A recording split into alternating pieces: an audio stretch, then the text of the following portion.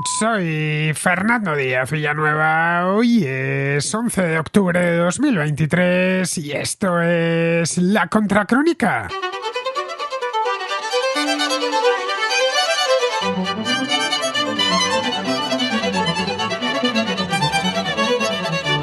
5 días después de los ataques que Hamás realizó contra la población civil del sur de Israel, la operación de castigo ya está en marcha. El ejército israelí ya ha eliminado todos los restos de la infiltración y ha consolidado la línea fronteriza con la Franja de Gaza.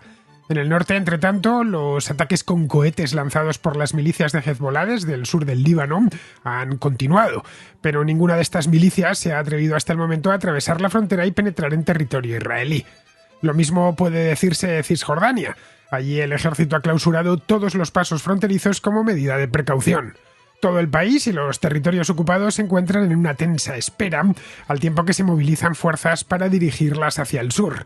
Allí, a lo largo de los 2 últimos días, se han intensificado los ataques aéreos y se habla de una posible operación terrestre que metería a las unidades militares israelíes dentro de la franja para liberar a los más de 100 israelíes secuestrados que aún obran en poder de los terroristas.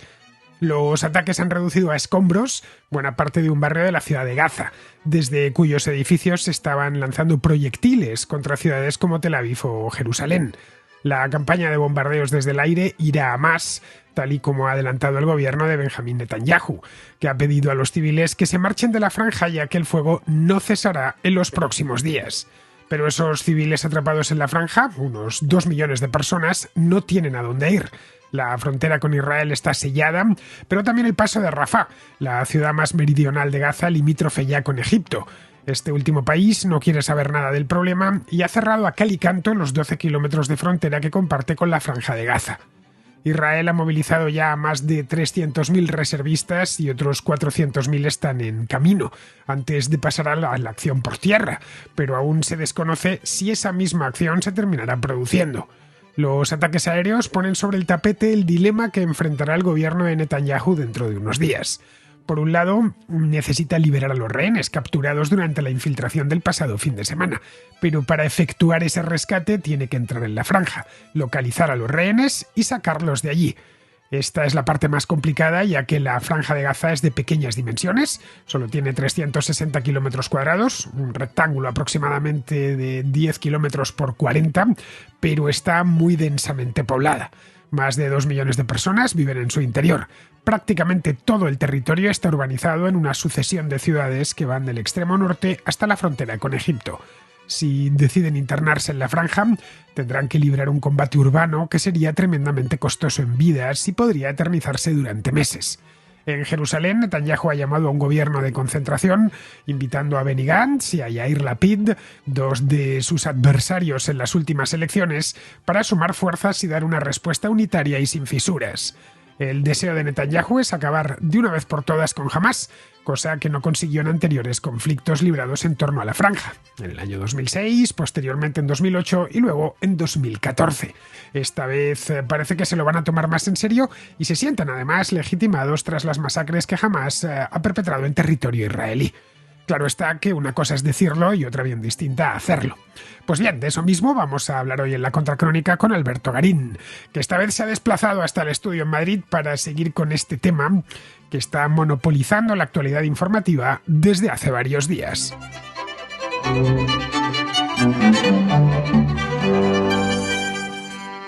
Tengo a Alberto Garín de vuelta en la Contracrónica. Esta vez le tengo de vuelta aquí, en el mismo estudio que el lunes pasado le tuve, pero a través del teléfono.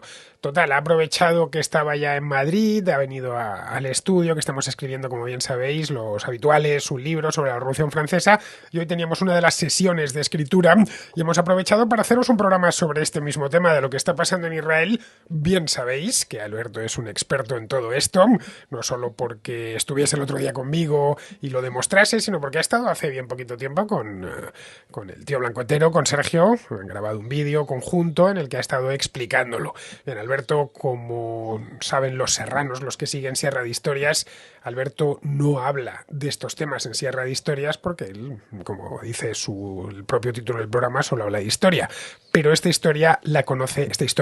tema, mejor dicho, lo conoce bastante bien porque conoce bien Israel. Lo pudisteis comprobar el otro día. Bien, estamos ya a miércoles y el asunto, tal y como era previsible, continúa. Tenemos una guerra ya en toda regla en Israel, en Gaza, lo que es la infiltración ha sido cortada, han fijado y han consolidado las fronteras con Gaza, y a partir de ahora el primer ministro de Israel, que es Benjamín Netanyahu, tiene dos opciones: consolidar esa misma frontera, levantar de nuevo la valla, incluso hacerla más alta todavía y olvidarse del tema, o pasar dentro. Dentro de la segunda opción implicaría una guerra urbana. Pero hay un elemento importante en esto, y es que sigue habiendo 100 y pico rehenes de Hamás dentro de la Franja de Gaza. Por lo tanto, lo de levantar una valla más alta y olvidarse del asunto tampoco está en su orden del día, porque tiene que recuperar a esos rehenes y porque además quiere dejar claro a Hamás que no van a negociar y que esto les va a salir carísimo, lo que hicieron el sábado pasado. Bueno, Alberto, ¿qué te parece cómo va evolucionando esto? Bueno, pues va evolucionando posiblemente en la tónica de lo que era esperable. Lo que hizo Hamás el sábado fue una incursión en la que, como ya hablamos en un programa previo, lo que estaba buscando era un número importante de muertos por parte de Israel, a lo que se añaden esos secuestrados. Aquí, claro, aquí tienen el famoso precedente de 2006, cuando Hezbollah secuestró a un soldado israelí, se lo llevó al sur del Líbano, los israelíes trataron de recuperarlo y al final tuvieron que negociar. Entonces forma parte del discurso. Yo pongo muertos sobre la mesa para que el resto de los países árabes entiendan que estamos aquí en la lucha. Entonces esa parte más radical de los países islámicos fuercen a los gobiernos de estos países islámicos a no negociar con Israel. Un buen ejemplo es que Arabia Saudí ha suspendido por el momento proseguir con los famosos tratados de Abraham, y por otro lado tengo a estos secuestrados que me van a permitir negociar a cambio de posibles líderes de Hamás que estén detenidos en Israel. Frente a eso, ¿qué es lo que va a llevar a cabo Israel? Pues el primer paso ha sido la creación de un gobierno de concentración nacional. O sea, ha vuelto a incorporar a Benny Gantz, un viejo conocido de Netanyahu, en su gobierno. Y a Yair Lapid también. Y también, lo cual muestra cómo los israelíes tienen tristemente las fórmulas necesarias para en estos momentos de crisis resolver. O sea, de forma inmediata, porque claro, han pasado 3-4 días desde estos hechos, han sido capaces de salvar todas las diferencias políticas, que son muchas las que han tenido en los últimos meses, incluso en los últimos años, y rápidamente estar todos juntos ante esta agresión externa para buscarle una solución. Y a partir de ahí ya la segunda parte de la acción militar, que ya ha comenzado. Y claro, ha comenzado, a lo mejor había quien esperaba una invasión inmediata de la Franja de Gaza. Por supuesto, también había quien iba más lejos y en todo un plan apocalíptico iba a esperar inevitablemente el ataque de Hezbollah, de los sirios, de los iraníes, que no va a ocurrir. Y entonces, ¿qué es lo que va a suceder ahora? Pues recordemos que los principios que sigue Israel es disminuir al mínimo las bajas de su propio ejército, al contrario de Hamás, y sobre todo, dado que hay secuestrados, buscar los mecanismos para sacarlos de la forma más viable posible. Recordemos que el propio Netanyahu debe su fama a su hermano, que fue capaz de sacar a un número importante de secuestrados cuando estaban en África.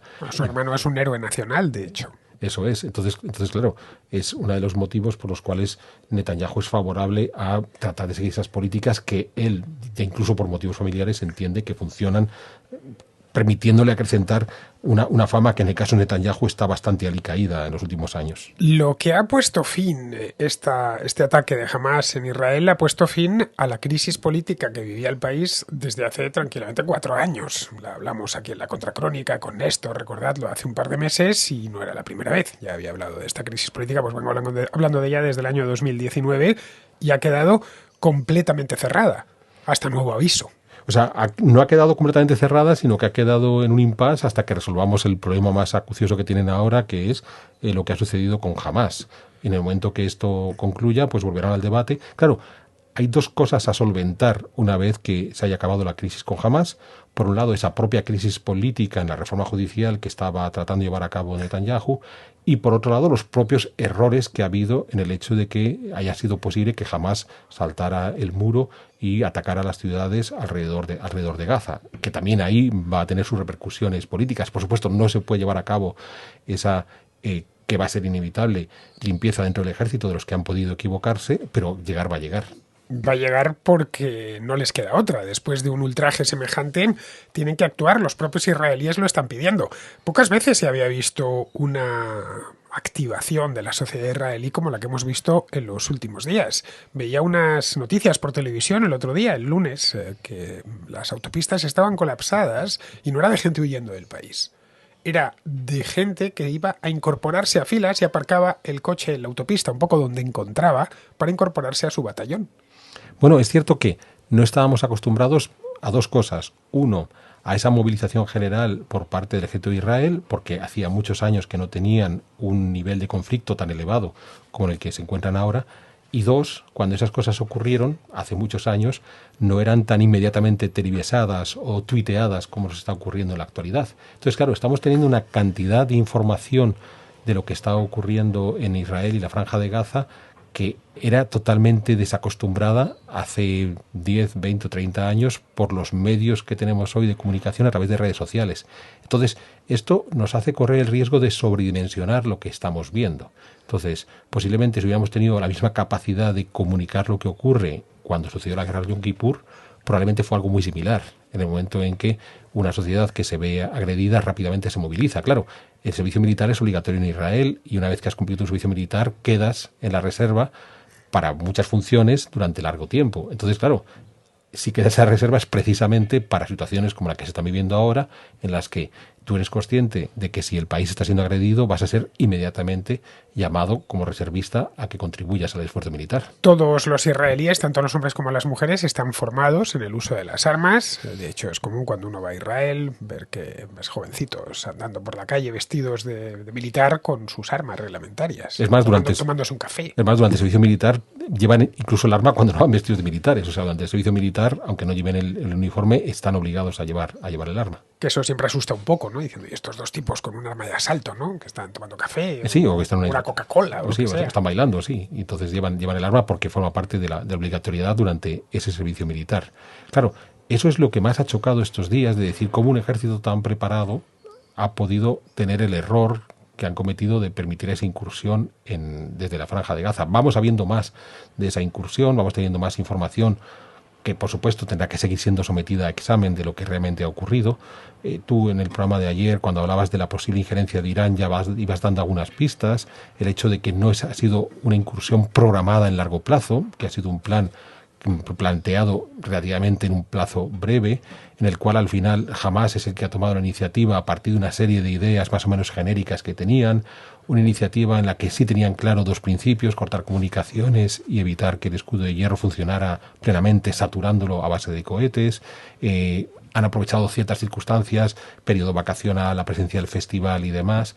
Entonces, todo ese tipo de cosas son las que nos pueden explicar más, sobre todo, el hecho de considerar que, y aquí sí que es un error de inteligencia, no de no haber detectado el ataque, sino el haber pensado que jamás había entrado ya en un proceso en el que la violencia brutal contra Israel no formaba parte de su política. Entonces, por un momento habíamos considerado que quizás jamás ya había entendido que había que buscar otros mecanismos. Ese es el principal fallo de inteligencia de Israel. Es lo que explica que, a pesar de ser una sociedad militarmente muy preparada, hayan podido tener el error que ha provocado la cantidad de muertes de este sábado.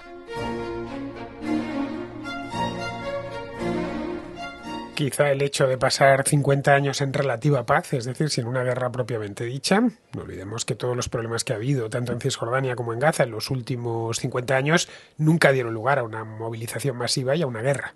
Ahora están en guerra de nuevo. Sí, porque en realidad el último gran momento después de Yom Kippur es la invasión del Líbano, es el último momento en el que... En el 82, por eso, hablando, en el 82. Son 40 años. Entonces, claro, son muchos años, pero sobre todo, probablemente la sensación de que a través de estos acuerdos de Abraham progresivamente estaban consiguiendo ese objetivo de que el mundo islámico fuera aceptando la presencia de Israel, y el hecho de considerar que quizás jamás ya había entendido que, a pesar de seguir con una política maximalista de acabar con Israel, habían planteado otras necesidades, ver cómo mejorar en las medidas de sus posibilidades la vida de los habitantes de Gaza sobre los que gobiernan y demás, y que eso les había hecho ser menos belicosos, que no completamente inofensivos, menos belicosos de los que eran habitualmente.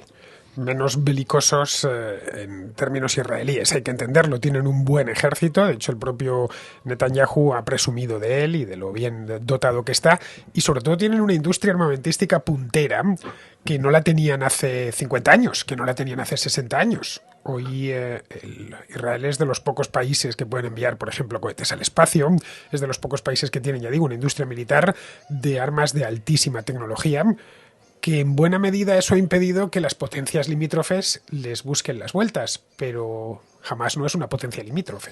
Bueno, esa tecnología militar también puede estar en manos del enemigo y jamás lo ha demostrado.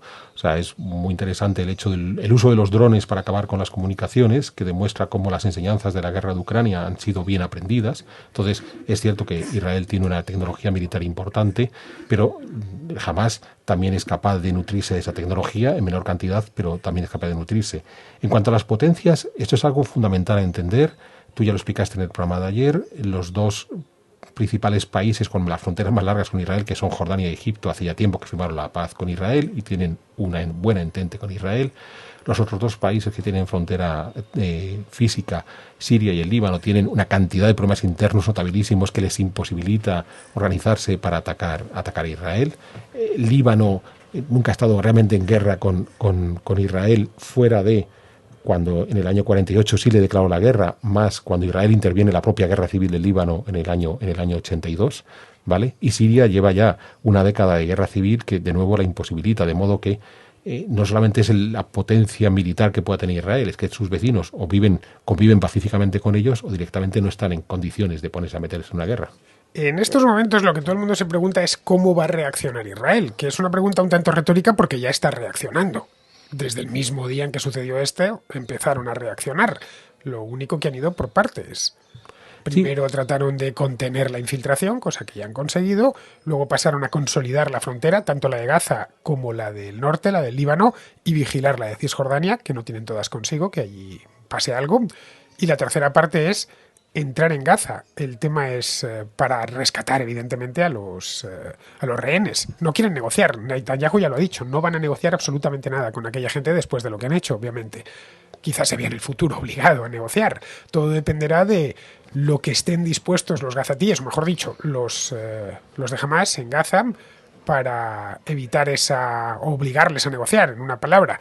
Lo otro es entrar directamente allí, a por ellos. Es decir, ir a por los rehenes y liberarlos. Algo en lo que, por cierto, los militares israelíes son grandes expertos, porque no es el primer secuestro al que tienen que hacer frente. No es el primer secuestro.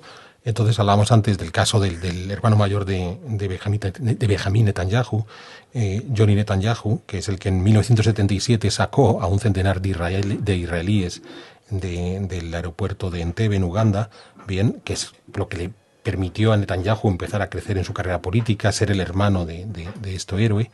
Claro, como estamos acostumbrados a esa inmediatez de las redes sociales, donde al segundo nos estamos enterando de lo que ocurre, uno piensa que lo que está ocurriendo en Gaza, tristemente, es como las películas que nos mandan de Hollywood de guerra, donde el malo está bien definido y el bueno es un tipo superpilas que inmediatamente es capaz de resolver el problema, y estas cosas no funcionan así. Entonces, no solamente es que las acciones militares necesitan su tiempo de organización, sino que además estamos ante un problema político y humano que hay que tratar de resolver en las condiciones que los que están metidos ahí quieran ser más ventajosas para ellos mismos. Entonces, claro, de nuevo, tenemos que, según la postura de Israel, reducir el número de bajas por parte del ejército israelí. Tenemos que ser capaces de liberar a los secuestrados. Hamás también tiene una agenda donde, al contrario, ellos, cuanto más muertos haga Israel, más publicidad pueden hacer de los salvajes que son estos malvados sionistas. Entonces, claro, posiblemente vamos a entrar en un proceso en el cual nos vamos a sorprender con qué facilidad van a seguir estas operaciones militares en un plazo medio, mientras nosotros perdemos el interés por esa noticia porque tendremos la siguiente noticia. Entonces, a lo mejor resulta que son capaces de liberar a los secuestrados en 3 meses, 6 meses o un año. Claro, eso para la actualidad informativa pues ya habrá pasado a un segundo plano y nos olvidaremos, de la misma forma que estábamos todos muy intensos siguiendo la guerra de Ucrania los primeros días y ya van camino 2 años y no le ponemos la misma cantidad de interés que le poníamos al principio. Entonces, lo que va a ocurrir ahora es que sea lo que vaya a hacer el ejército de Israel no va a ser mañana ni la semana que viene. Van a hacerlo en una serie de plazos que se ajuste a las necesidades militares y políticas, en este caso el gobierno de Israel, y tratando de minimizar los intereses políticos de su enemigo, que es Hamás. Ahí podría entrar también algún tipo de negociación. ¿Es posible la negociación? No, probablemente no. No a alto nivel, sí, pero sí a bajo nivel. No en este momento, o sea, no estamos en el momento de la negociación. Las negociaciones tienen sus plazos y el caso de lo que ha hecho Arabia Saudí forma parte de esos procesos. Arabia Saudí tenía que declinar seguir con el proceso de Abraham de entendimiento con Israel. Es lo que tocaba ahora, porque tras el ataque de Hamás va a haber una represalia israelí, por tanto va a haber muertos palestinos, por tanto va a haber una parte mayoritaria o minoritaria de la sociedad saudí que va a criticar a su gobierno si sigue negociando con Israel, de modo que lo que tienen que hacer los saudíes ahora es paramos aquí el proceso y cuando todo esto haya pasado en 3 meses, en 6 meses, en un año, retomamos las negociaciones y cumplimos los acuerdos. Pues esto es lo mismo que va a ocurrir con la operación militar en Gaza. En estos momentos no hay vías de negociación con Hamás. En estos momentos, claro, no hay vías de negociación porque lo que pretende ahora el ejército es, mediante estas operaciones muy de acupuntura militar, que es bombardeando determinadas estructuras, ir eliminando recursos y, si es posible, a determinados líderes de Hamás. No puedo negociar en este momento, porque en este momento no me voy a poner a sentar a negociar contigo cuando, oye, que voy a negociar contigo si lo que pretendo es matarte. Entonces, una vez que pasemos esa primera fase de eliminar sin riesgo la mayor parte de recursos y de líderes, después veremos si hay una incursión militar. Claro, si hay una incursión militar estamos hablando de una guerra urbana. Todos sabemos los riesgos que supone para el ejército atacante entrar en una guerra urbana. Toda la franja de Gaza es zona urbana. Prácticamente toda la franja. Tengo delante el mapa ahora sí. mismo. Es un mapa que si lo miráis en Google Maps, la visión satélite, veréis que está teñida de gris. Vemos unos campos más o menos verdes alrededor, que ya son la zona israelí, y la franja de Gaza es área urbana. Entonces, si acercáis la lupa todavía más, vas viendo que aquello es de un hacinamiento extremo. Pero además, con el añadido, todos sabemos las dificultades que implican las guerras urbanas. Es más, cuando tú bombardeas, es cierto que eliminas recursos y puedes eliminar personas, pero también estás generando una serie de... los propios edificios demolidos se convierten en unas barreras. Esto es algo que desde Stalingrado conocemos todos de memoria, los riesgos de una guerra urbana.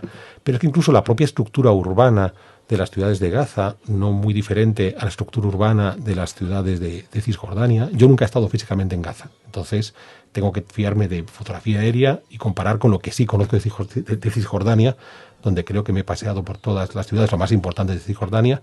Y entonces, claro, no se aleja mucho de ese urbanismo y tradición islámica que conocemos, donde sí que hay un trazado urbano de calles más o menos ordenado, pero que con cierta facilidad, en el momento que pasas de las calles principales a las secundarias, empieza a difuminarse. Claro, eso te genera una cantidad de fondos de saco, de túneles, de espacios túneles, no túneles subterráneos, sino de espacios cubiertos, que complican mucho ese tipo de combate en área urbana. De ahí que, por lo general, Israel tiende a evitar entrar en las ciudades, salvo, claro, uno puede decir, bueno, ¿y si las has demolido por completo? Bueno, si las demoles por completo y no has dejado ni una piedra sobre piedra, ya no tienes dónde esconderte. Pero incluso ahí va a ser difícil que veamos en la entrada de 300.000 soldados israelíes a arrasar Gaza, porque el riesgo es evidente para esos soldados y una de las prioridades es minimizar el número de muertos que va a haber en el ejército. En el caso de que les diese por entrar, qué sé yo, que metiesen esos 300.000 soldados armados con sus acorazados, bueno, los acorazados de mucho no sirven dentro de la guerra urbana,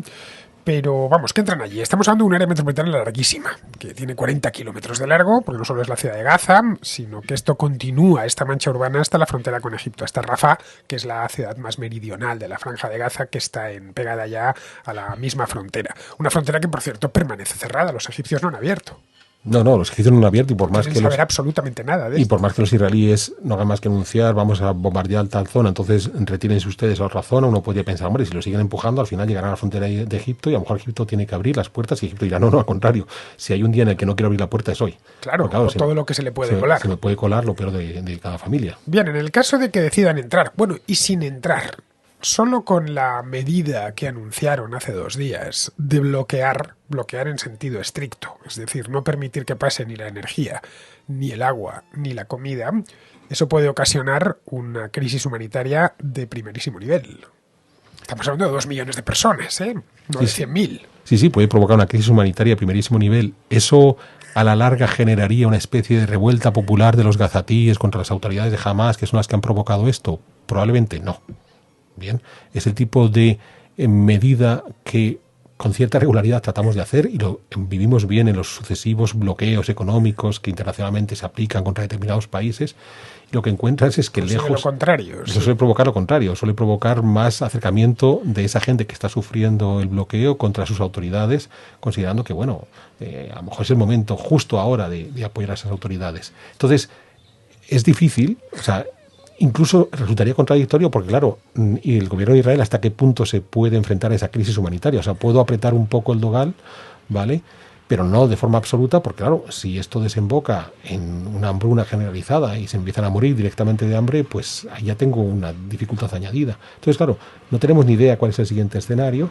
Supongo que seguirán con estas acciones muy quirúrgicas de buscar dónde puede haber recursos por parte de Hamás o dónde pueden estar los líderes de Hamás. O sea, es el famoso control de los teléfonos móviles, ¿no? Después de todo, las líneas de telecomunicación las abastece Israel a la Franja de Gaza, con lo cual a la primera que consideren que hay un fulano que piensan que es un líder de Hamás que esté llamando al teléfono, pues le mandarán un misil, como hicieron con el jeque Yashim, y se lo quitan de en medio. Entonces, no tenemos ni idea de por dónde va a seguir el desarrollo de las acciones, pero van a tener que buscar un equilibrio entre evitar bajas del ejército, salvar a los secuestrados, no provocar una crisis humanitaria de una dimensión tal que ponga en contra de Israel a una opinión pública internacional que en este momento es favorable a Israel.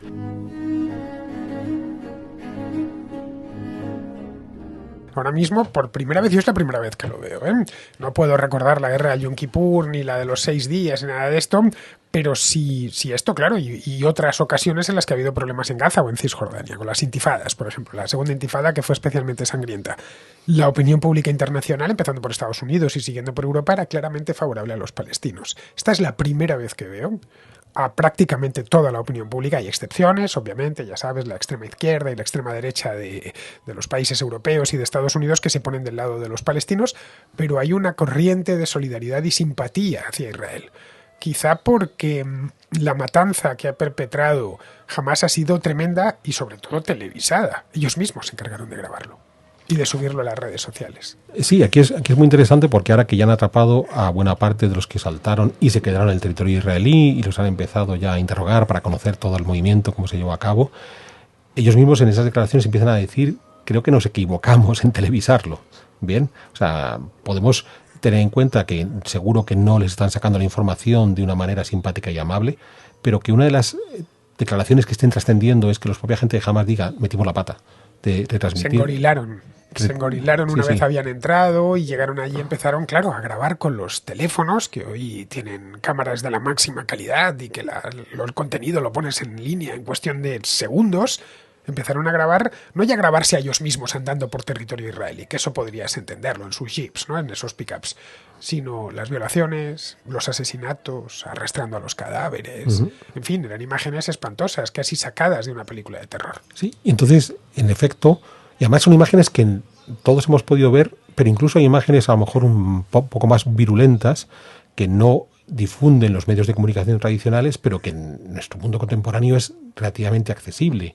O sea, a mí no me ha costado mucho a través de Twitter llegar hacia perfiles, obviamente escritos casi todos en árabe, vinculados a Hamás, donde podías ver vídeos de un grado de brutalidad extrema. Entonces, en efecto, eso que yo he podido hacer sin grandes dificultades desde mi teléfono móvil, desde un pueblo de España, lo pueden hacer también diplomáticos y políticos del mundo entero. Entonces, claro, eso es lo que ha provocado esa oleada mayoritaria por parte de instituciones y gobiernos hacia Israel.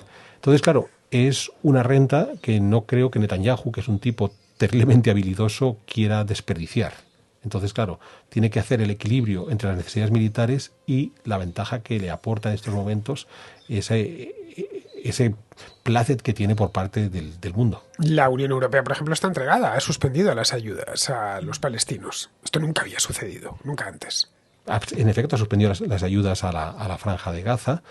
Claro, es muy curioso porque han tomado conciencia de que parte de esas ayudas indudablemente pueden ser empleadas para esas armas que hemos visto a través de las redes sociales que eran utilizadas para disparar contra estos israelíes que estaban en un festival o que estaban de fin de semana en sus casas. Entonces, claro, en ese sentido es muy curioso porque si algo caracteriza a la Unión Europea es que es muy sensible a proyectar una imagen de hemos metido a la patria, hemos metido a base de bien. O sea, se cuidan mucho de querer ser siempre unos tipos limpios. Ser los buenos. Asépticos. Juegan a ser los buenos. Eso siempre. Es, que no metemos la pata. Y en este caso era muy fácil ponerles el dedo acusado de decir, mirad lo que habéis hecho. Bueno, es que se han visto incluso sacos de ayuda. Esto lo vi ayer. No era de la Unión Europea, esta era del pueblo de Japón, del Imperio japonés, que había enviado ayuda, concretamente a la Franja de Gaza, y se veía unos terroristas de Hamas junto a estos sacos de ayuda, creo que era grano o algo así, con el escudo de Japón detrás. Entonces, que hemos estado jugando aquí, ¿no? Eso es. Entonces, de nuevo, la principal diferencia de lo que está ocurriendo ahora a conflictos previos, de los que, como tú dices, podemos tener escasa memoria o ninguna, es el hecho de que todo ha sido televisado o tuiteado. Con todo, yo sí que tengo una memoria personal de la guerra del Yom Kippur, que yo era muy, muy pequeñito, pero sí que recuerdo cómo en mi familia... El Yom Kippur no te puedes acordar. Espérate. ¿no? Sí recuerdo cómo mi Escúchame. Yo sí recuerdo cómo mi familia todavía, a finales de los 70, te podían repetir de memoria los nombres de los generales israelíes que habían participado en el Yom Kippur.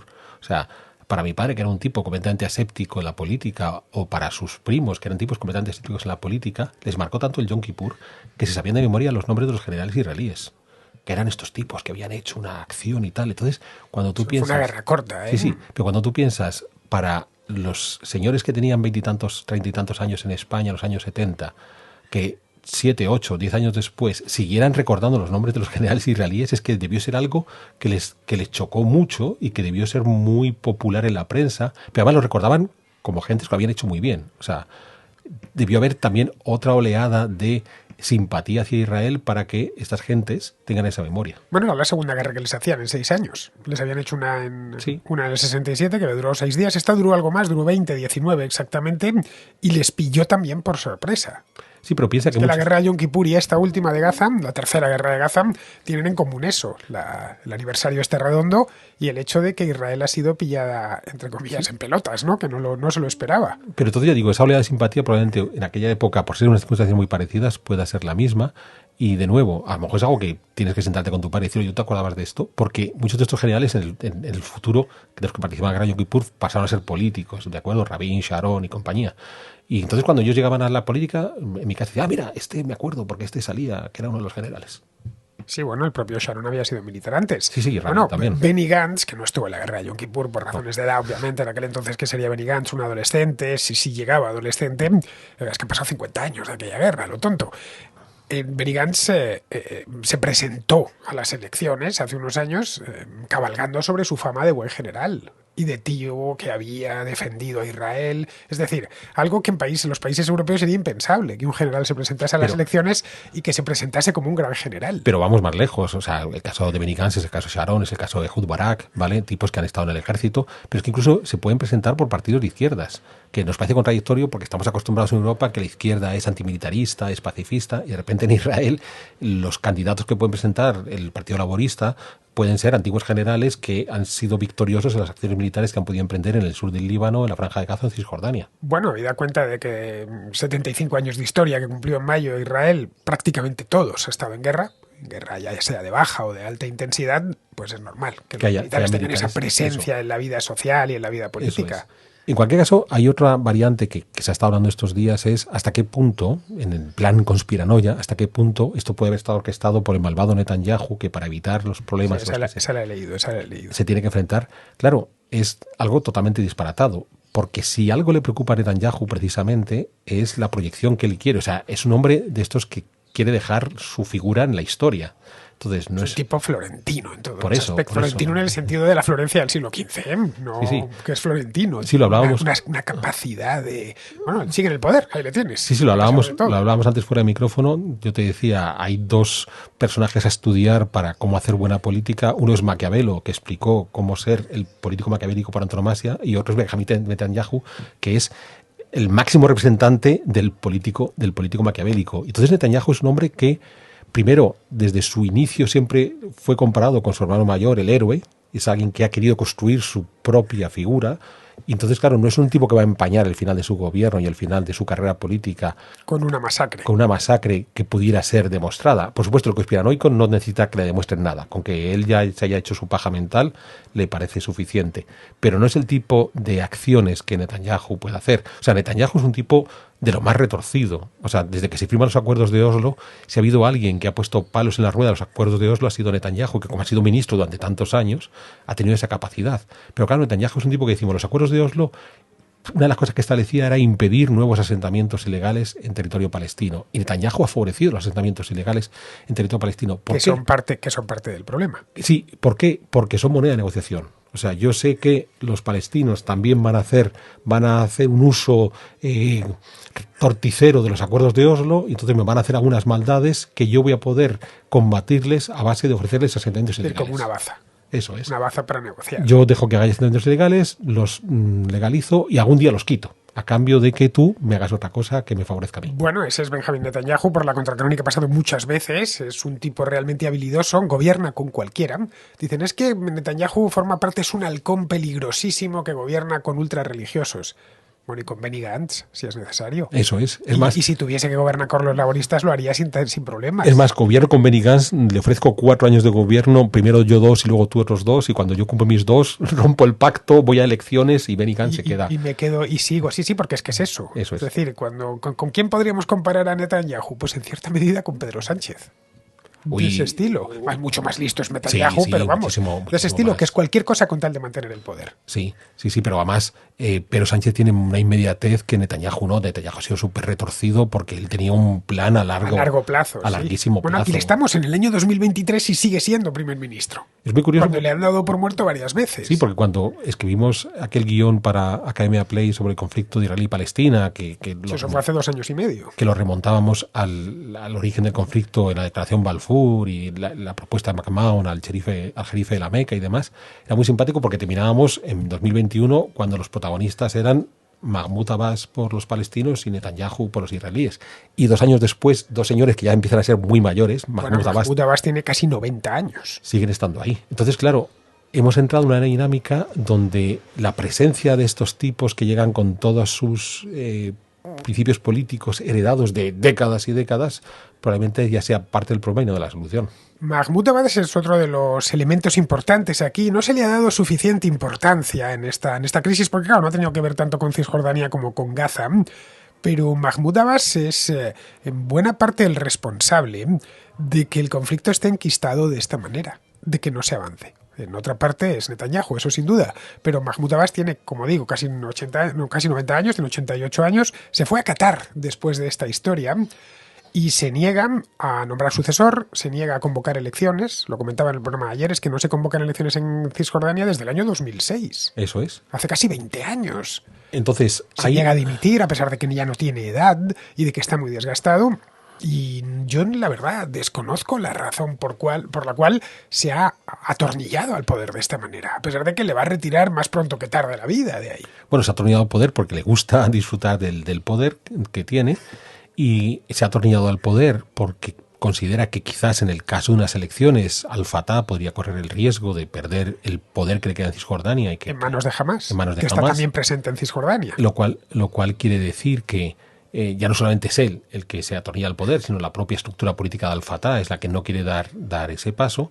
Y se ha atornillado al poder porque tampoco tiene claro quién le va a suceder. O sea, vale, de acuerdo, hagamos unas elecciones donde de alguna manera consigamos que Al-Fatah se quede aquí. ¿Y quién se queda en mi lugar? O sea, sí, porque Arafat tenía heredero, él. Sí, pero él no ha criado un delfín. Pero es que posible, sí los tiene, pero probablemente el problema es que la mayor parte de los líderes de Al-Fatah más interesantes están en las cárceles israelíes, con lo cual no me sirve, porque bueno, a lo mejor le podemos presentar simbólicamente como candidato y que voten por él, pero si resulta que está en la cárcel y no tiene capacidad auténtica de ejecutar, pues no me sirve para nada.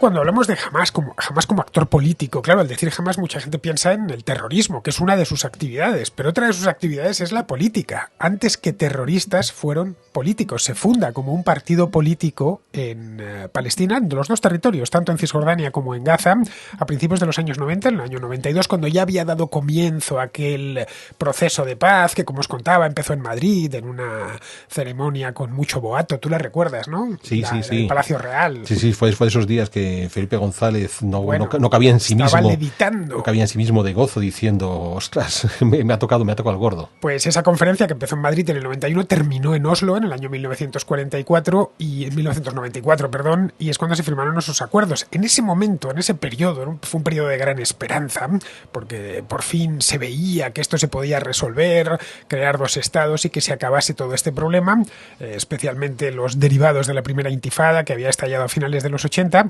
Nace en ese momento como un movimiento político que quiere disputar la hegemonía a la OLP y que el propio Israel alienta. Sí, Israel favoreció ese crecimiento, ya lo hablábamos en el programa previo, favoreció ese crecimiento de Hamás, pese a saber... Hamás político, estamos hablando. Pero pese a saber que el programa político que traía Hamás no era especialmente simpático hacia Israel.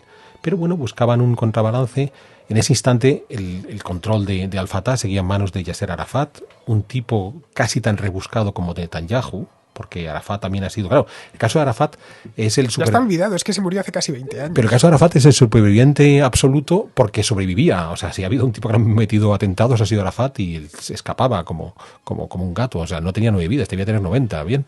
Y entonces, claro, había que buscar una forma de reducir la capacidad que tenía, porque Arafat tenía el control absoluto del movimiento palestino. O sea, es un tipo que... Lo había creado él. Palestino en los años 60. Entonces, claro, cuando le sacan del Líbano en el 85 y tiene que marcharse a Túnez, ahí sí perdió cierto peso, porque ya empezaba a estar físicamente muy lejos de la propia Palestina.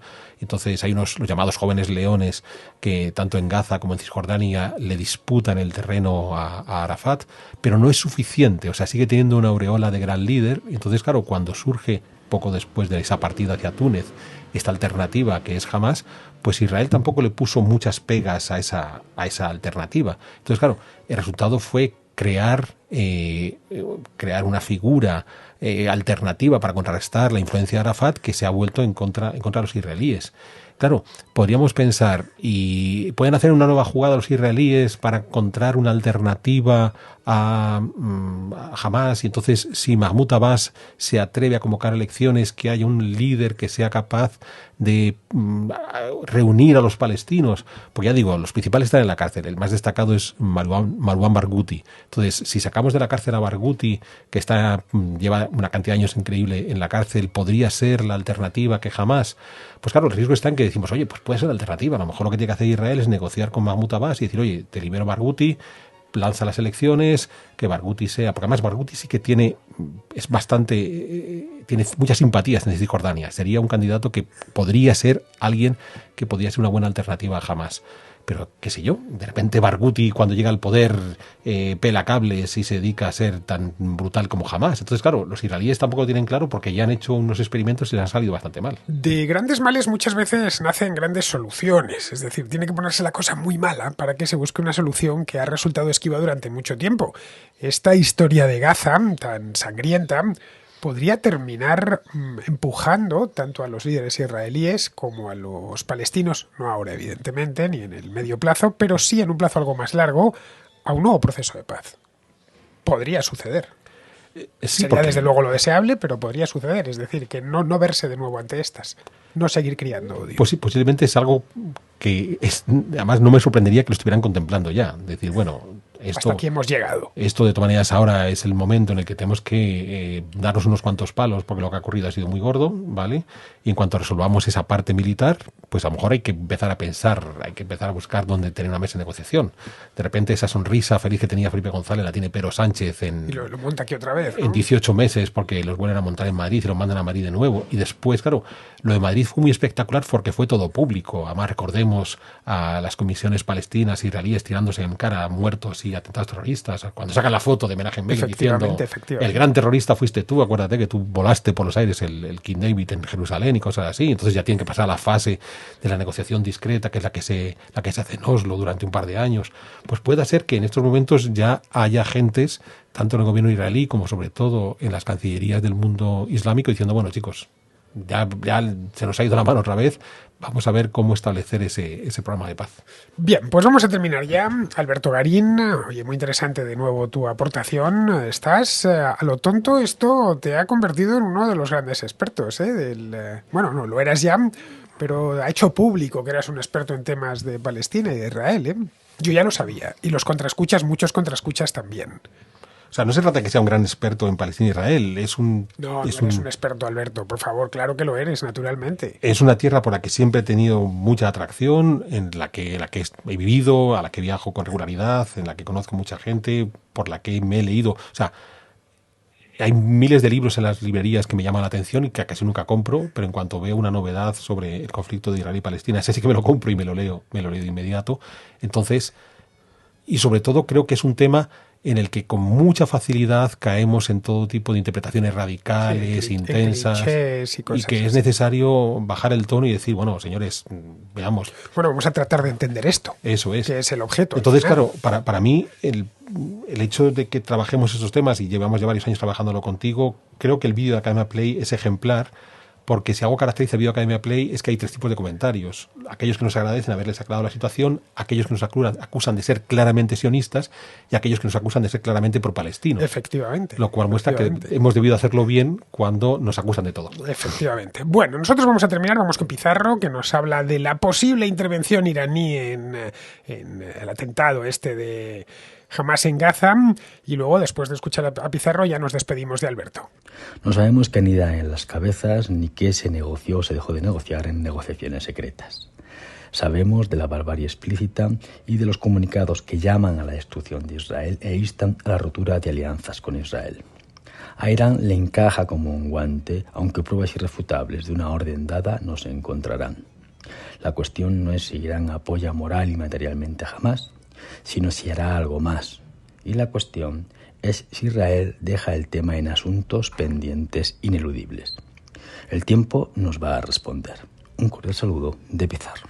Y ya después de escuchar a Pizarro, vamos a pedir a Alberto que se despida de su audiencia. Porque esta es tu audiencia, no sé si lo sabes. Bueno, yo me despido con el deseo de no tener que volver a hablar de estos temas porque haya ido... Por motivos luctuosos, ¿no? Eso es, que hayan sido capaces de arreglarlo de tal manera que no tengamos que volver a tratar estos temas. Que la próxima vez que hablemos de Israel sea porque hemos vuelto allí. O que la próxima vez que hablemos de conflicto sea porque han encontrado una solución negociada para el conflicto. Porque Alberto, que sepáis, si esto va para los contraescuchas más fieles, quiere volver a Israel, con otro grupo. O sea, yo quiero volver a Jerusalén siempre que pueda. Aunque en este caso ya me ha dicho que habría que hacer otro recorrido, quizá más hacia el norte, ¿no? Sí, habría que visitar Galilea, ¿no? Pero pasándose por Jerusalén. Y Cesarea Marítima. También. Cesarea Marítima, Haifa y toda esa. Pero Jerusalén sí o sí. Sería eso, sí, un poco paliza de autobús, pero quizá ya sabéis, Alberto nos levanta al punto de la mañana. El autobús, o sea, no, se puede uno echar una cabezada. No es tanta paliza, que si vas por el Valle de Jordán... Bueno, si es que es pequeñito. Por eso, que es pequeño. O sea, por el Valle de Jordán, Jerusalén, Bet-Shean debe ser 1:15 y Bet-Shean, Nazaret llega a 1 hora. Sí, lo recorre rápidamente. No es comparable a un país de Europa Occidental y no digamos ya a un país de Hispanoamérica. Claro, tú piensas cuando un mexicano, un peruano, un argentino lleguen a Israel y vean esa cosa tan pequeña, dirán, pero si esto no es las afueras de Buenos Aires. En realidad, esta cuestión geográfica es algo que te das cuenta a los comentarios que se hacen en las redes, quién ha estado y quién no ha estado. Entonces, hay veces que hacen determinados comentarios que tú dices, este chico no sabe lo que está hablando, ¿vale? No vamos a dar nombres porque es gente que lo hace muy bien, pero de repente puede tener un pequeño error. Cuando hace unos días alguien comentaba, no, es que si Irán lanza un misil contra los israelíes. A ver, chaval, que el Irán lanza un misil en Jerusalén y aparte de cargarse a los jerosolimitanos, muchos de los cuales son palestinos, destruye Belén y Ramala. O sea, la última casa de Jerusalén pega a la primera casa de Belén y checkpoint que hay entre Jerusalén y Ramallah están pegaditos, o sea, ese tipo de cosas que decir, claro, es como si dice, no, es que voy a tirar un misil en el barrio Lavapiés y no va a afectar al centro o al barrio de Salamanca, o al barrio de Salamanca, a la Guindalera. Pues sí, chaval, está todo pegadito, con lo cual sí que es importantísimo entender la geografía y lo tremendamente pequeño que es el territorio de Israel y Palestina. Bien, pues ya nos despedimos. Muchas gracias, Alberto Garín. Gracias a ti, como siempre, y gracias sobre todo a nuestros contraescuchas. A nuestros contraescuchas, correcto.